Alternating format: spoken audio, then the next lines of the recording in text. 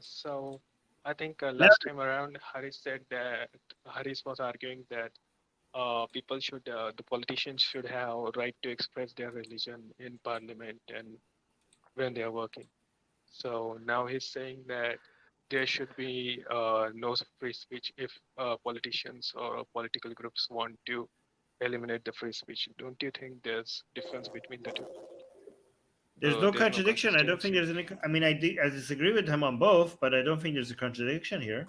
Are you noticing a contradiction? So, Harris, you said that you think politicians should be able to, like, I'm not sure I said that either. I was talking. I think you're talking about that. We were arguing about what's her name, Nupur Sharma. Yeah, we were saying that Nupur Sharma should be allowed to, if someone makes a religious claim, then she should be able to shoot down that argument. Where Armin's position was, no, she should be more careful about because it's not her place to get involved in religion for or against.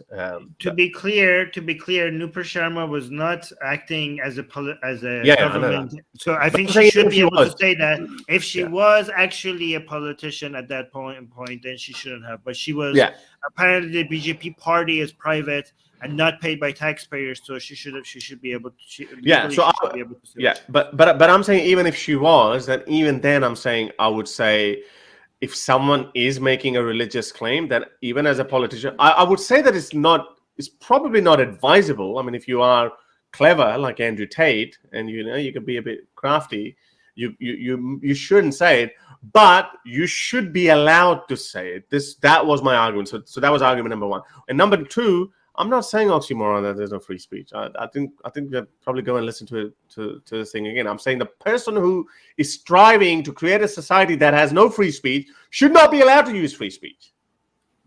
Yeah, where's the Okay, contradiction? so I have a little bit of collectivist mindset. So I was thinking in these terms. So the politicians, their job is to represent will of people. They don't exactly represent the constitution. They are part of constitution. So basically, legislative body. Uh, Mm. it is so they can make whatever argument they want. It and whatever they want. If someone wants to make a country a religious state, they should be able to make that argument because that is will of people. They aren't really hired No, for. wait. That's not the politician's job. Should just do the will of the people. There's a limitation in a republic. There's The a constitution. limitation to the will of the people. There's a constitution that limits that. A republic is not a pure democracy. A pure No, But that's with what democracy I'm means that making. a pure democracy is the dictatorship of the majority. A republic is a country as a social as a governmental structure where it has democratic elements, but it's not pure democracy. There will be some limitations on what the people can Okay, get. hear me out. So there's the constitutions in general, secular liberal democracy. There are three parts of constitution. There's legislative, there's judiciary, and there's No, that's executive. not three parts of the constitution. That's three parts of the government. Yeah, yeah. Basically, Okay. the constitution functions through government. Yeah, but the So constitution is not divided in three parts in that way. The government is. So you don't say the constitution is divided in three parts. But go on. yeah. So they can make whatever claim they want, but it's for the judiciary to judge that constitution isn't violated. So it's up to judiciary to allow. They can Yeah, make but whatever they can no, they make. can't. No, not necessarily. We can decide that if any politician that wants to even says something like this or has a value like this, you could decide that that politician should not be able to hold office. You could, like, for example, in Germany, right? If you are in support of the Nazis, it's illegal for you to be a politician. You could decide that. You could, if you come and say like, "Hey, I like the Nazis. I used to like. I'm a fan of what the Nazis did." Right in Germany, you can. There's no argument for like people don't say like, "Oh, you're just making an argument. You should be able to make whatever argument." You're like, no, sorry, you are barred from ever holding office and anywhere in the entirety of Germany. That's it. That's not. You're done. But don't you think Germany should get away from its past and recover from its past and become Yeah, more like but US. yeah, you can recover from your past by not letting Nazis into into politics. But No, but Yes. that's how, US yeah. allows US might allow Nazis to be part of elected government. So don't you think Um, that's the goal Germany should aspire to? I mean, the U.S. has they'll allow Trump to be president. No, come on, come on. No, no, I'm I was asking- with you guys. You triggered me. I'm triggered. I'm triggered. People don't give enough respect to my man DJ Trump. No, but here's why I go back to my original claim that okay, initially, yeah, Hizb ut-Tahrir guy, these people shout and they chant, they say, "Oh, I'm going to use freedom of speech to overthrow freedom of speech in this country or any country, whichever country they're living in." We just laugh at them, we throw peanuts at them, we're like, whatever. But and the US might allow them as well, like if you're far right wing, white supremacist or whatever, you can hold elections, and it'd be concerning that hang on, you're coming to power now, okay, but the moment when it starts getting out of hand, then then some forces will come in and they say, okay, we need to slow down, we need to stop a bit. So Hitler, so in the case of Germany, obviously a different era, but that's why they've had that. And they say, no, we no way on earth we're ever going back there again.